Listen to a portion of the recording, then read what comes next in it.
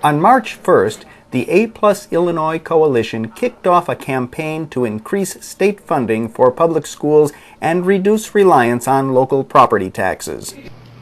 The political realm and the church, while rightly separated, share a disease. We the people have allowed leadership in both institutions to allay our concerns with soundbite answers to convoluted problems.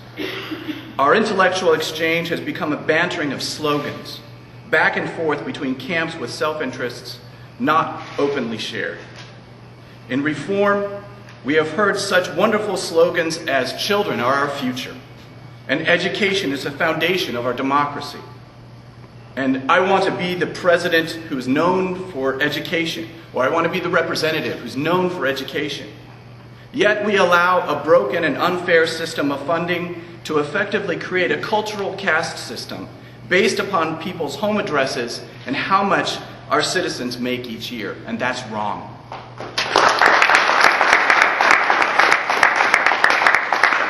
By our lack of action in school reform, we are allowing one of the major equalizing factors of our democracy to die at the hands of empty slogans. I simply ask, how many of our children will have to be sacrificed to an unfair and unjust system before the slogans have real breath and real meaning? How many? Each year, the lack of action on this issue gives our democracy a failing grade. Illinois has the largest funding gap in the nation between students and poor and wealthier communities, and a student achievement gap to match that. By denying a child access to quality education, we are telling that child that their future doesn't matter, and that the adults entrusted with the maintenance of our system of government couldn't find the courage to deal with this convoluted issue.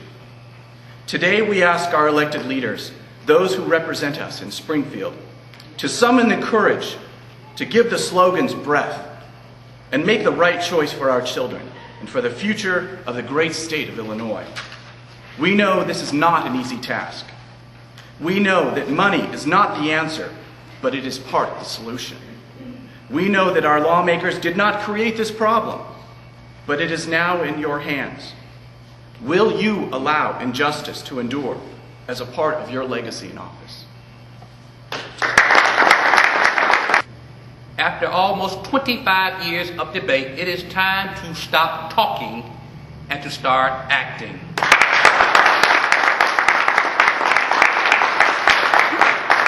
If we do, we can make permanent and lasting effects on the future of our great state. Lastly, we believe that every man and woman has equal worth. But we also believe that every person has a right to live a meaningful and fulfilling life.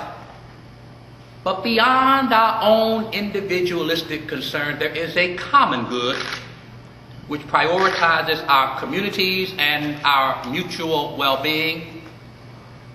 And government should be used as an instrument to promote that common good, to provide for the general welfare, and to secure the blessings of freedom not only for ourselves, but for our children, and our children's children, and our children's children's children.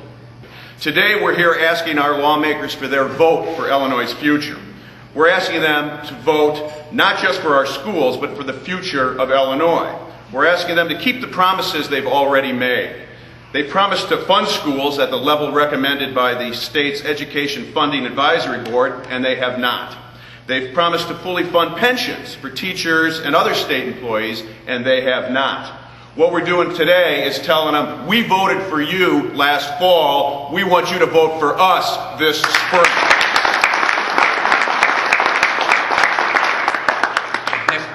You had your hand up. Oh, well, You want to help answer the question? I live in an affluent Well, district. come up here. Come on up here then. Identify yourself. My name is Miriam Kell. Marion Kell? Yeah. And you want to help answer that question? Yeah. Well, come on up. Okay. Stand up here like I am up here. Stand up here. They're all talking, and I'm looking at this flag, which is supposed to be the symbol of a democracy, the main value of which is equal opportunity. And when a child is 5 years old we point to that one and that one and that one, and we say, well, that's for you, but you and you and you. No, that's not for you.